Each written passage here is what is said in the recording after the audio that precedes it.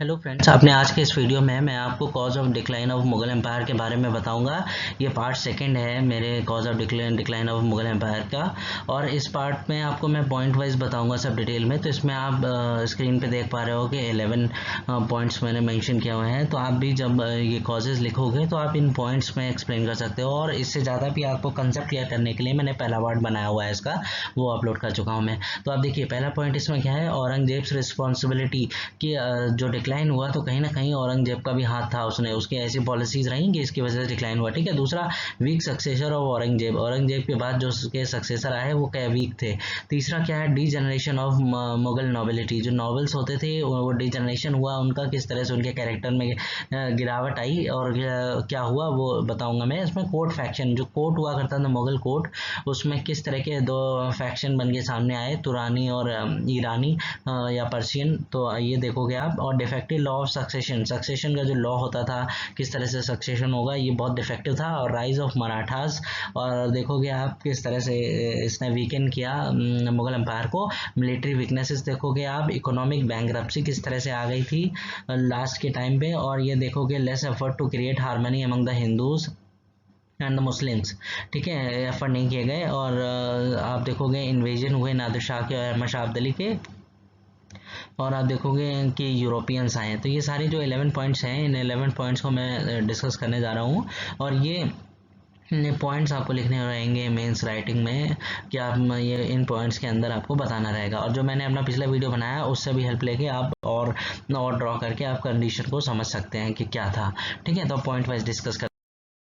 अब देखिए, औरंगजेब की रिस्पॉन्सिबिलिटी क्या थी।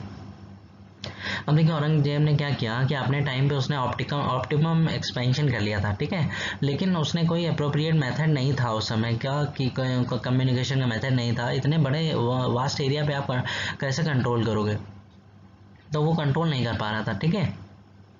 अब दूसरा, रिलीजियस बाइगोटिज्म। अब वो रिलीजियस मतलब बहुत कट्टर था अपनी पॉलिसीज में। हमने देखा कि restoring Islamic character of state disturb by Akbar. वो मानता था कि अकबर ने क्या किया है कि इस्लामिक मतलब कि जो स्टेट का जो कैरेक्टर है ना वो बिगाड़ के रखा है। क्यों? क्योंकि उन्हें मतलब हिंदू मुस्लिम के जो मैट्रिमोनियल रिलेशन हुए और जो इस तरह से हिंदू लोगों को मनसबदारी दी गई, तो उसने उसको वापस से स्टेट का इस्लामिक कैरेक्टर को वापस से लाने की, रिस्टोर करने की कोशिश करी। ठीक है। और ये एक औरंगजेब सुन्नी मुसलमान था, तो ये शिया मुसलमानों से बहुत चिढ़ता भी था।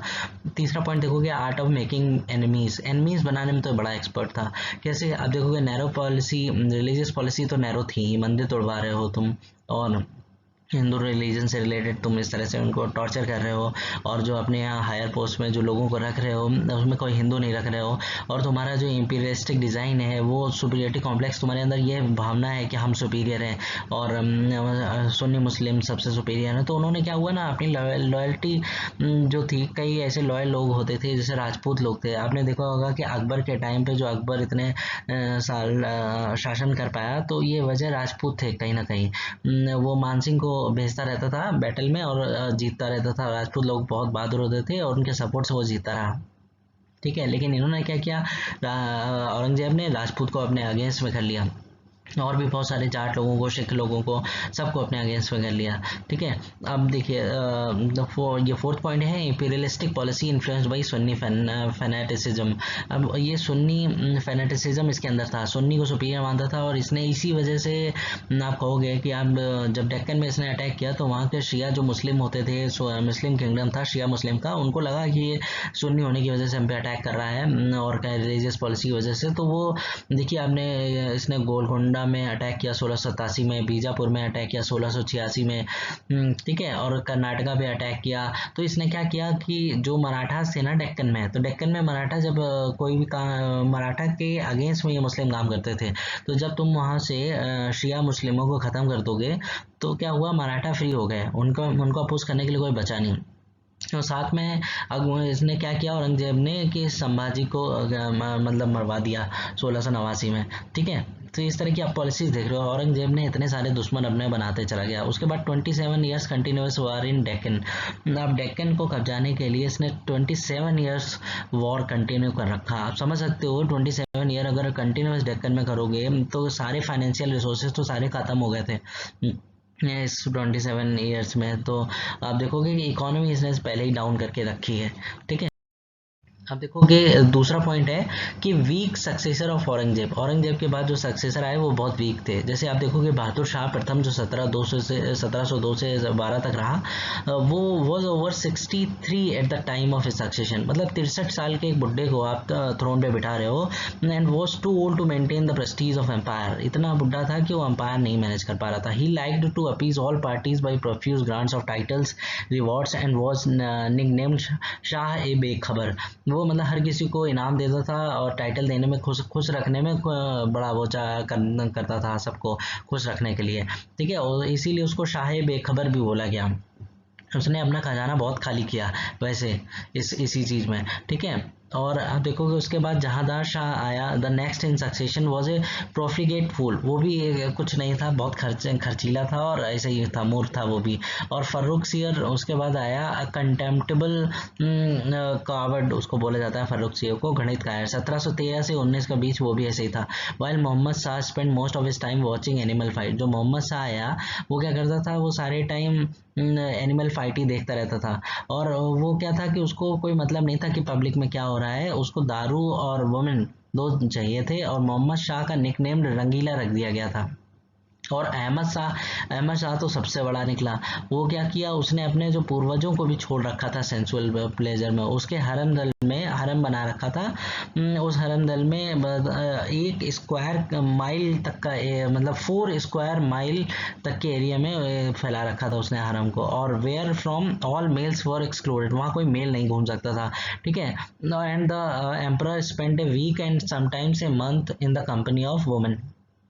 ठीक है, तो ये क्या था कि उसने एम्परर स्पेंट ए वीक, और वहाँ पे महीनों, कई सप्ताह से लेकर महीनों तक औरतों की कंपनी में ही घूमता था मोहम्मद शाह रंगीला। मोहम्मद शाह नहीं, मोहम्मद शाह के बाद जो रंगीला का जो बाद में जो सक्सेसर आया वो उससे बड़ा था, रंगीला था।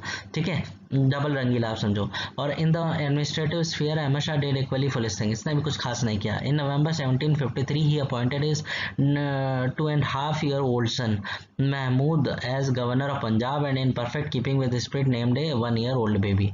अब आप देखो Mohammad Amin as a deputy under him. अब देख रहे हो आप कितनी बड़ी बेवकूफ़ी कर रहा है ये। अहमद शाह ने क्या किया कि अपने 2.5 साल के लड़के को महमूद को गवर्नर बना दिया। कहाँ का, पंजाब का। और उसके बगल उसके नीचे डेप्यूटी किसको रखा, मोहम्मद आमीन। वो कितने साल का था, 1 साल का लड़का था। और उसके बाद क्या हुआ, कश्मीर में क्या किया, 1 साल के ताला सईद शाह को बना दिया गवर्नर, और डेप्यूटी किसको बना दिया, 15 साल के लड़के को एक बना दिया। ठीक है, तो आप ये देखोगे तो साहब with boy of 15 as deputy. अब देख रहे हो कि किस तरह की बेवकूफ़ी कर रहा है। These appointment were made at A time when the danger of Afghan invasion was assuming alarming proportion.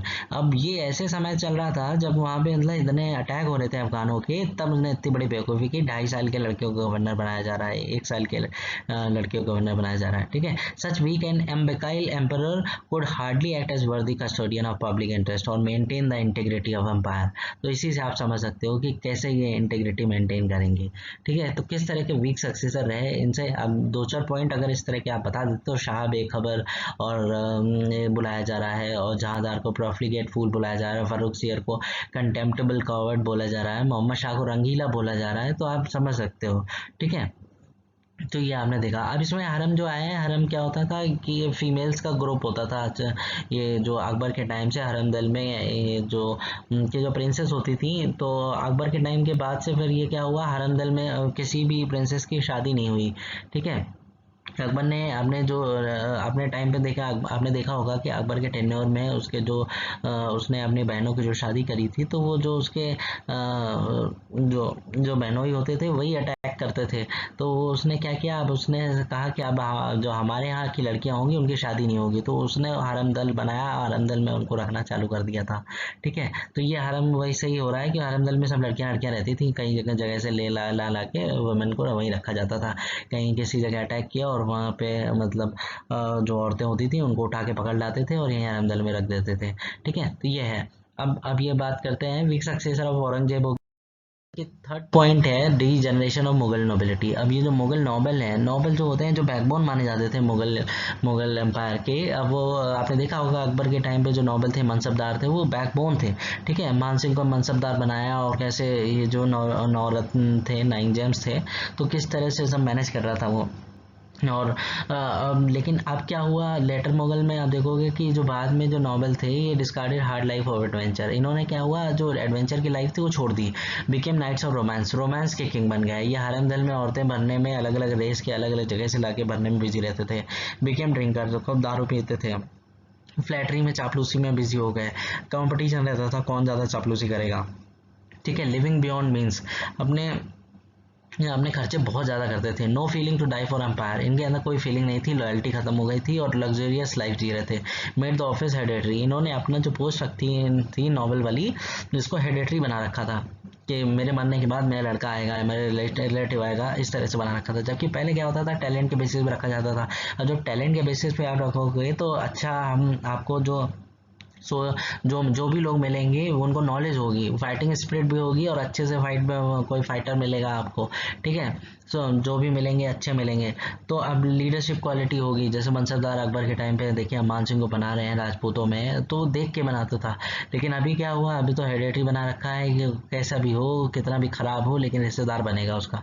ठीक है, तो आप इसके लिए एक लाइन आप कह सकते हो कि when gold rush what will iron do, जब गोल्ड, जो गोल्ड माना जाता है जिन नॉवेल्स को, वो जब उनमें जंग लग रही है, तो फिर आयरन क्या कर सकता है, तो आम पब्लिक और आप बाकी लोग क्या करेंगे, सैनिक वैनिक क्या करेंगे।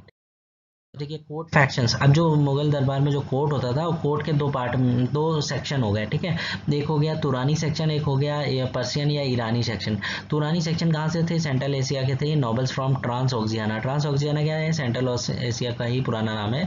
ठीक है, और पर्शियन क्या थे, ईरान से आए थे। ठीक है, तो अब क्या हुआ, ये जो फैक्शन बन गए थे ना कोर्ट में, क्या करते थे, each faction try to win the emperor to its view point and poison his ear against the other faction. ये क्या करते थे ना, ये एम्परर को के व्यू पॉइंट को जीतने की कोशिश करते थे, और उसके कान भरते थे।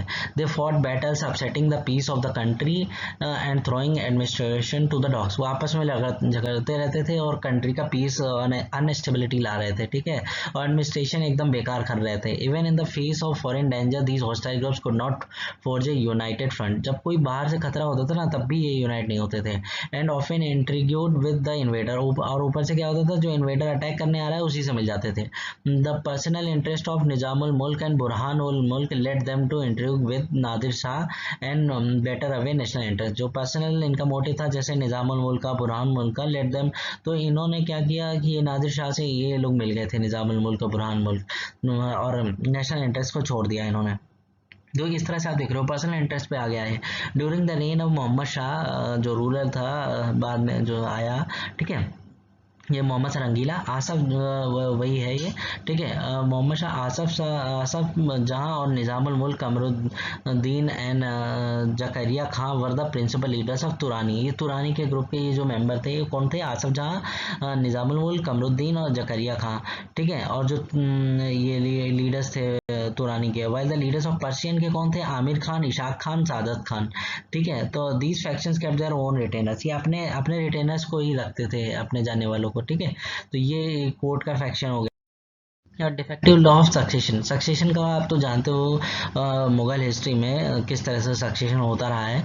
तो वो सक्सेशन क्या होता था कि एक को डिक्लेयर किया, जैसे बड़े बेटे को डिक्लेयर किया, तो दूसरे लोग फाइट करने लगे, जो जीतता था मार देते थे सबको, जो बचता था वो बनता था। लेकिन हुआ क्या, now the new principle that worked in the later Mughal period was the survival of the weakest. अब क्या होता था कि जो सबसे कमजोर होगा उसको बनाया जाता था। कैसे, क्योंकि नोबल जो है, नोबल एक ग्रुप में बटे थे, तो जो मजबूत होता था, टिकाऊ होता था, उसको मरवा देते थे, और जो वीक होता था उसको डिक्लेयर करते थे। The princes of the royal dynasty receded to the background, ये जो प्रिंसेस होते थे ना, वो तो पीछे छुप गए। While the struggle was fought by the leaders of rival factions using royal princes as nominal leader. अब ये क्या है, ये नॉमिनल लीडर की तरह सामने, जैसे इलेक्शन में कैंडिडेट नहीं होते हैं, इलेक्शन के कैंडिडेट की तरह रहते थे, और इनके पीछे लड़ने वाले क्या होते थे, ये लीडर होते थे, ईरानी और तुरानी ग्रुप के।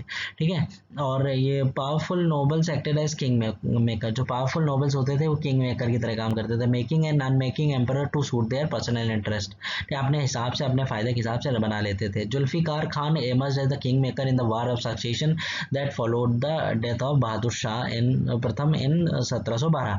जुल्फिकार खान जो था ना वो एक किंग मेकर की तरह उभर के सामने आया वॉर ऑफ सक्सेशन के टाइम पे, जिसकी बाद में ये बहादुर शाह प्रथम को मार दिया गया था। ठीक है। The Sayyid brother Hussain Ali and Abdullah Khan acted as a king maker during 1713। 1713 में कौन आए? सैयद ब्रदर जो हुसैन अली और अब्दुल्ला खान है ये आए पिक्चर में। ठीक है।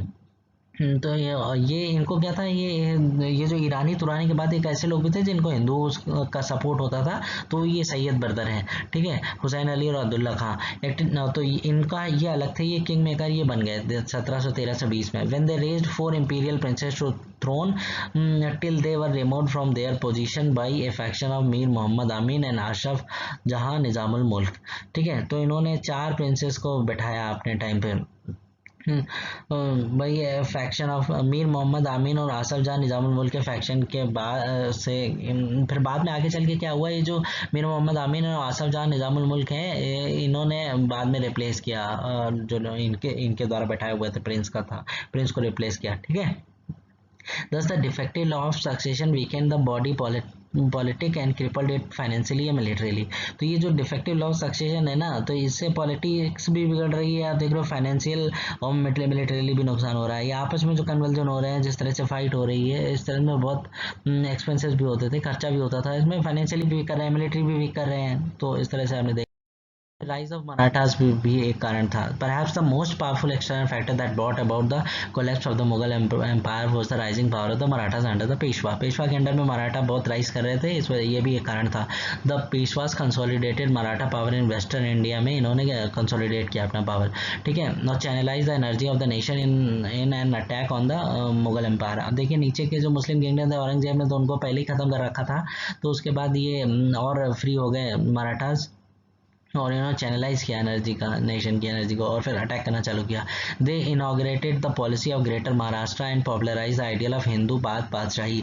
उन्होंने ग्रेटर महाराष्ट्र वहाँ की पॉलिसी को अपनाया और पॉपुलराइज किया हिंदू बादशाही, हिंदू एम्पायर की बात करने लगे। The ideal of Hindu empire could only be realised at the cost of Mughal empire. अब आप हिंदू एम्पायर की बात करोगे तो ऑब्वियस सी बात है कि मुगल एम्पायर तो खत्म होना है। ठीक है। Now the position had change, the Maratha got an offensive and the Mughal emperor and their viceroy on defensive. अब क्या सीन हो गया था कि मराठा ऑफेंसिव हो गए थे और ये डिफेंसिव खेल रहे थे, मुगल एम्परर और वाइसराय। अब देख रहे हो इनका कैसे इनके लक्षण रहे हैं नॉवेल्स के अंदर में, तो ये डिफेंसिव ही रहेंगे। ठीक है। The tide of Maratha expansion continue to rise till it engulf northern India also. ये तब तक चलता रहा जब तक पूरा नॉर्दर्न इंडिया में इन्होंने कब्जा नहीं किया, मराठा एक्सपेंशन नहीं इनगल्फ नहीं कर लिया। ठीक है। At one time the Maratha seemed the most powerful force in the politics of India, assuming the role of defenders of India against foreign invasion of Ahmad Shah Abdali and the playing the role of kingmakers at Delhi as Sadashiv Rao Bhau seems to have done in 1759 and Mahadji Scindia in 1772। तो आप देख रहे हो कि मराठा जो है ना इतना पावरफुल दिख रहे थे उस समय पॉलिटिक्स में कि एक डिफेंडर की तरह इन्होंने रोल प्ले किया था जब इन्वेजन हो रहा था अहमद शाह अब्दाली का। ठीक है। तो आप देखोगे पानीपत मूवी भी आपने देखी है, नहीं देखी है तो देख लीजिए। 1761 में जब अहमद शाह अब्दाली आया था तो ये सदाशिव राव भाऊ जो कि अर्जुन कपूर उसमें थे, तो वो आज किस तरह से मतलब वो जाते हैं फाइट करने के लिए। ठीक है। कि वो मतलब पॉलिटिक्स में इतना रोल था, ये पॉइंट था कि हम बचाने क्यों जाए, क्योंकि पॉलिटिक्स में एक रोल था कि जो मुगल थे मुगल भी इनको पैसे देते थे कि हमारी सुरक्षा तुम करना, तो ये इस वजह से ये जा रहे थे, क्योंकि अगर ये नहीं जाते तो फिर ये इफेक्ट ये पड़ता कि मतलब पैसा ले रहे हैं लेकिन सिक्योरिटी नहीं दे रहे हैं। ठीक है। चौथ और ये जो स्वदेश मुख्य जो वसूलते थे टैक्स, इसी बात के रहते थे ये सब। ठीक है। तो एट दिल्ली एंड सदाशिव राव भाऊ ने क्या किया, दिल्ली के लिए किंग मेकर की तरह इस तरह के जो ये पेशवा रहे हैं, सदाशिव राव भाऊ रहे हो या महाजी सिंधिया रहे हो 1772 में, ये दोनों ने किंग मेकर की तरह काम किया। आप देखिएगा मूवी में जब अर्जुन कपूर जब दिल्ली कैप्चर कर लेते हैं तो फिर क्या बात होती है उसमें कि मुगलों को बैठाने के कि यहाँ पे एक मुगल एम्परर बैठेगा, हम नहीं रूल करेंगे, मतलब मराठा बोलते हैं कि हम रूल नहीं करेंगे दिल्ली कंट्री में, मुगल एम्परर बैठेगा यहाँ पे। ठीक है। और बाद में आप देखोगे शाह आलम द्वितीय जो थे वो महाजी सिंधिया उसको लेके गए थे ये। ठीक है। तो वो आप देखोगे। और 1772 में मैंने अपने फर्स्ट पार्ट में ये बताया है आपको महाजी सिंधिया के बारे में और ये किस तरह से शाह आलम द्वितीय को लेके गए थे वापस से दिल्ली की गद्दी में 1759 में असेंड किया था थ्रोन शाह आलम द्वितीय ने। ठीक है, उसके पिता थे आलमगीर द्वितीय। आलमगीर द्वितीय को मार दिया। ठीक है, इमादुल मुल्क ने। इमादुल मुल्क जो था वो मराठा से उसके फ्रेंडशिप कह लो या बात होती थी, तो इमादुल मुल्क वजीर की तरह एक काम करता था, चीफ मिनिस्टर था उन। ठीक है, ये जो आलमगीर का, तो जब ये बात हुई, ये सारी बातें हुई, तो इमादुल मुल्क ने क्या किया था कि आलमगीर को मार मरवा दिया था। तो हाँ, उसके बाद वो जो उसके जो बेटा था उसको कब्जे में कर लिया था। बेटा कौन था? शाह आलम द्वितीय। शाह आलम द्वितीय को कब्जा कर लिया। ठीक है, अब शाह आलम द्वितीय फिर भाग के बच के कैसे भी करके वो गया अवध। अवध में फिर आप देखोगे कि फिर मैंने अपने पिछले पार्ट में इसके बारे में बताया कि अवध के बाद फिर क्या होता है, फिर किस तरह से फाइट होती है। फिर आप देखोगे शाह आलम द्वितीय की फिर ट्रीटी वीटी होगी, फिर वो किस तरह से इलाहाबाद में पेंशन लेके बैठते हैं, फिर मांझी सिंधिया लेके जाते हैं वहाँ पर दिल्ली में। ठीक है, तो ये उसका पार्ट है, लेकिन मैं यहाँ राइज ऑफ मराठा बता रहा हूँ। तो दो the Maratha were not successful in laying the foundation of a stable empire in India, they certainly played a great part in bringing about the disintegration of the Mughal empire। अब ये मराठा जो थे वो स्टेबल एम्पायर तो नहीं बना पाए India में, लेकिन हाँ उन्होंने एक ग्रेट रोल प्ले किया किसका? डिसइंटीग्रेशन ऑफ मुगल एम्पायर में, मुगल एम्पायर को तोड़ने में। ठीक है, आप देखोगे कि मिलिट्री वीकनेस क्या थी। अब मिलिट्री वीकनेस आप देखोगे ना, आप पाओगे कि इनहेरेंट डिफेक्ट था। ये तो पहले से ही डिफेक्ट चला रहा था मिलिट्री का कि soldiers were loyal to mansabdar. अब जब मनसबदार को तुम सोल्जर दोगे तो उसके लिए लॉयल होगा। ठीक है, अब मान लीजिए 2-4 मनसबदार हैं, 2-4 लोगों के जा रहे हैं, तो वहाँ पे आपस में फाइट होगी कि सोल्जर मनसबदारों की आपस में नहीं बनती होगी, तो फिर वो उसके सोल्जर नहीं फॉलो करेंगे। तो इस तरह की चीज़ें तो पहले से चली आ रही थी, तो ये डिफेक्ट तो था ही, इनहेरेंट डिफेक्ट। दूसरा, पुअर कॉम्पोजिशन। कॉम्पोजिशन बहुत गंदा था। ये सोल्जर्स जो आते थे वो सेंट्रल एशिया से मंगाए जाते थे और कोई कंपनी उनको खरीद लेती थी, और वो कंपनी क्या करती थी, जिसको चाहिए सोल्जर तो उससे पैसा लेती थी और उसको सोल्जर पकड़ाती थी। तो ये भाड़े के जैसे नहीं होते हैं, भाड़े के सोल्जर। तो ये भाड़े के सोल्जर होंगे, इनमें क्या मतलब आप देखोगे लॉयल्टी होगी? कोई लॉयल्टी नहीं होती थी। और इनकी आर्मी बहुत हैवी वेट होती थी। लॉन्ग ट्रेन ऑफ एलिफेंट्स होते थे, कैमल्स होते थे। ठीक है, वुमेन इसमें कई रैंक की वुमेन चलती थी, शॉपकीपर चलते थे, मर्चेंट चलते थे, सर्वेंट्स तक चल रहे थे, कुक्स खाना बनाने वाले चल रहे थे, कमरे से इनके इक्विपमेंट लेके चलते थे, अपना तंबू वंबू सब लेके चलते थे, सुविधाओं के साथ चलते थे ये अपनी, कि सब पूरा मेला ऐसा जाता था कि पूरा सब कुछ चल रहा है। एंटरटेनमेंट के साधन भी चलते थे इनके साथ। तो आप समझ रहे हो कितना हैवी हो गया। और इनडिसिप्लिन था इनमें, वांट ऑफ कोहेजन नहीं था, कोई लग्जूरियस हैबिट्स थी इनकी।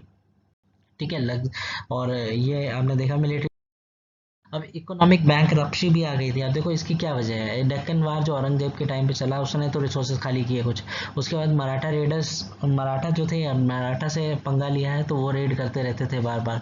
तो मराठा लोगों के जो घोड़े होते थे वो तो स्टैंडिंग क्रॉप्स होती थी उनको खा जाते थे, और मराठा लोग जो क्या करते थे वो रेड करते रहते थे। रेड करने से क्या होता था कि वो जो चीज़ ले जा पाते थे ले जाते, जो नहीं ले जा पाते थे उसको लूट लेते थे, जो जगह उनको मिलती थी सब लूट लेते थे, डिस्ट्रॉय कर देते थे। तो इससे भी बड़ा नुकसान होता था। ठीक है, under the later Mughal emperor the financial condition further deteriorated. बाद में तो फाइनेंशियल कंडीशन बहुत खराब हुई है। While the outlying provinces asserted their independence one after the other and seized the payment of any revenue to the center, the numerous wars of succession and political convulsion coupled with the lavish living of emperors emptied the royal treasury to an extent that salaries of the soldiers could not be paid regularly। अब बात ये की जा रही है कि एक तो फाइनेंशियल कंडीशन बहुत खराब हो रही थी, और क्यों हो रही थी? क्योंकि इंडिपेंडेंस कुछ प्रोविंसेस थी वो इंडिपेंडेंस डिक्लेयर कर रही थी अपनी बार बार। अब उनको लग रहा है कि वीक सक्सेसर है, कमजोर है, वो ध्यान नहीं दे रहा है, तो लोग सब इंडिपेंडेंस हो रहे हैं बारी बारी से। ठीक है, तो रेवेन्यू नहीं दे रहे थे, और उसके बाद जो वॉर ऑफ सक्सेशन होता था, लड़ाई होती थी आपस में, पॉलिटिकल कन्वर्जन होता था, तो वो क्या होता था, और लाइफ जीनी है उनको, हाई क्लास लेविश लाइफ जीनी है एम्परर को, तो ट्रेजरी उन्होंने पूरी खाली कर दी। ठीक है, और सैलरी ऐसा हालत हो गई थी कि सोल्जर्स को सैलरी नहीं दे पाते थे। ठीक है, और फिर when the emperor fell back to the uneconomic device of farming out of khalisa lands and granting jagirs in payment of liquidation of arrears of pay. उसके बाद क्या हुआ, जब ये एम्पर जो था ना, इसको कुछ लोगों के अन इकोनॉमिक एडवाइस दे दी, कुछ लोगों ने इसको नॉबल्स एडवाइस दे दी कि तुम एक काम करो, जो खालसा लैंड होती है ना, वो खालसा लैंड को जो जिसका पैसा डायरेक्ट सेंटर को जाता है या मतलब स्टेट को जाता है, मतलब स्टेट को जहाँ पे स्टेट वर्ड है ना वहाँ मतलब सेंटर है, ठीक है, उसको सेंटर ही समझिएगा क्योंकि उस समय स्टेट मतलब सेंटर है। और तो ये जो पैसा था ये डायरेक्ट मुगल ट्रेजरी में जाता था। तो ये पैसा उन्होंने बोला कि जो खालसा लैंड है इस लैंड को टुकड़े करके लोगों को जागीर में बांटना चालू कर दो, क्योंकि भाई एरियर पे करना है, इतने दिनों का बकाया हो गया, सैलरी नहीं दे पा रहे हैं, बहुत सारी चीजें हैं, तो इन्होंने ये करना चालू किया। अब क्या हुआ, the crisis of the jagirdari was reached when the land in the country was insufficient for the total number of jagir granted. अब क्या हुआ, जागीर ज्यादा हो गई और ये जो लैंड थी वो हो गई कम। अब फिर क्या होगा, अब many of the time jagirs were granted but the recipient had to wait for long to get actual position of land. कई बार ऐसा होता था कि जागीर तो दे दी जाती थी लेकिन उसके लिए वेट करना पड़ता था जागीरदार को बहुत लंबा, ठीक है। An aggrieved grantee sarcastically remarked that the time gap between the grant of a Jagir and its actual possession was long enough to turn a boy into a greybeard man। मतलब ये एक ने sarcastically बोला है कि इतना ज़्यादा time लगता था कि एक लड़का जो है ना वो दाढ़ी आ जाती है उसकी पर आदमी बदल जाए, इतना इतना टाइम लगता था। ये तो sarcastic remark है। जागीरदार्स in turn were so greatly under debt to money lenders that they farmed out their jagirs to them। अब क्या होता था, ये जागीरदार जो है, जागीरदार मान लो उनको बाद में पोजीशन मिलेगा तो मनी लेंडर से कर्जा ले रहे हैं, कर्जा ले रहे हैं। उसके बाद क्या हुआ, उन्होंने जब कर्जा लोगे तो उन्होंने जागीर दे दी, जब कर्जे के बोझ में दब गए तो जागीर दे दी मनी लेंडर को। अब क्या होगा, commenting on the poor financial condition of Mughal nawab, Urdu poet Sauda wrote that mansabdar had no money to pay their retainers. अब देखिए कि जागीरदार ने मनी लेंडर को अगर दे दिया है, ठीक है, अब मनी लेंडर उसके बाद जब वसूलेंगे, जागीरदार तो वसूल नहीं रहे, अब मनी लेंडर वसूलेंगे जब पैसा अपना, तो किस तरह से वसूलेंगे आप समझ सकते हो, ठीक है, तो किस तरह से हालत हो जाएगी। जो फॉर्म आउट ये जागीर देखिए ये हो गया। अब writing of the times of Alamgir द्वितीय, आलमगीर द्वितीय जिसका मैं बता रहा हूँ, शाह आलम का जो बाप था आलमगीर द्वितीय, इसके बारे में जो जदुनाथ सरकार है वो कहते हैं कि एक ऐसा टाइम आया था कि emperor was reduce so hard such hard state that for 3 days no fire was kindled in harem kitchen, कि हरम किचन में 3 दिन तक आग नहीं जली थी, मतलब खाना नहीं बना था, ठीक है। And the princes in frantic disregard of purdah raced out of palace to the city, ठीक है, मतलब और जो औरतें थी उसकी वो मतलब पर्दा को डिसरिगार्ड करते हुए वो शहर की तरफ भागी थी, मतलब इतना मतलब बुरी हालत हो गई थी, इकोनॉमिक बैंकरप्सी हो गई थी, ठीक है। तो ये आपने देखा कि economic to create harmony among the Hindus and the Muslims.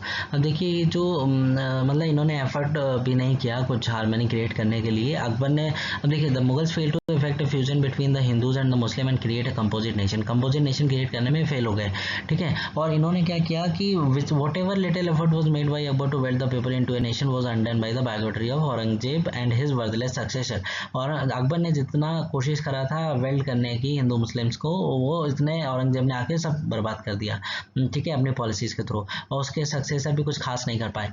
Far from reconciling the Hindus to the Mughal rule, the Mughal policies goaded them to rebellion. और ऊपर से रिकनसाइल क्या करेंगे, इन्होंने तो और रिबेलियन में कन्वर्ट कर दिया उनको। Many Indian chiefs looked upon the Mughal rulers as foreigners and as enemies of the India and Hindu religion. कुछ इंडियन चीफ्स थे, उन्होंने क्या हुआ, मुगल रूलर्स को फॉरेनर समझा और एनिमी समझा हिंदू रिलीजन का। The weakness of the Mughal empire in the 18th century gave the Marathas, Rajput and the Hindu communities their much awaited opportunity. अब जिस तरह से जो मुगल एम्पायर का जो वीक हुआ है ना, इससे मराठा राजपूतों को और अंदर अदर कम्युनिटीज को मौका मिला था, ये अपॉर्चुनिटी मिली थी कि अब वो कर सके कुछ, ठीक है, इंडिपेंडेंट हो सके। Invasion of Nadir Shah and Ahmad Shah Abdali. अब ये दो इन्वेजन भी हुए। नादिर शाह का इन्वेजन 1739 में हुआ। The invasion of Nadir Shah in 1739 gave a death blow to the tottering Mughal empire. उस समय जो मुगल एम्पायर जो वैसे ही क्रम्बल कर रहा था, उसको तो और खतरनाक इसका झटका लगा नादिर शाह के अटैक से 1739 में, ठीक है। Besides depleting the Mughal treasury of its wealth, it expose to the world the military weakness of the empire and its utter degeneration. मतलब इससे एक चीज़ तो ट्रेजरी तो खाली हुई, साथ में एक सबसे बड़ी बात जो खतरनाक खतरनाक हुई इसमें कि मिलिट्री वीकनेस पता चल गई एम्पायर की। ठीक है, turbulent elements in the country so far kept is check by the name and prestige of the empire rose in rebellion and circumscribe the authority of empire. अभी तक जो लोगों को लगता था ना कि मुगल एम्पायर के पास बहुत पावर है, पावरफुल है, तो अब उनको भी पता चल गया और वो मतलब उन्होंने घेर लिया अथॉरिटी को। The repeated invasion of Nadir successor Ahmad Shah Abdali deprived the empire of frontier provinces of Punjab, Sindh and Kashmir. अब ये बार बार नादिर शाह के सक्सेसर जो था अहमद शाह अब्दाली, उसके अटैक से ये क्या हुआ, 3 प्रोविंसेस हाथ से चली गई इनके मुगल एम्पायर के। कौन सी? पंजाब, सिंध और कश्मीर की।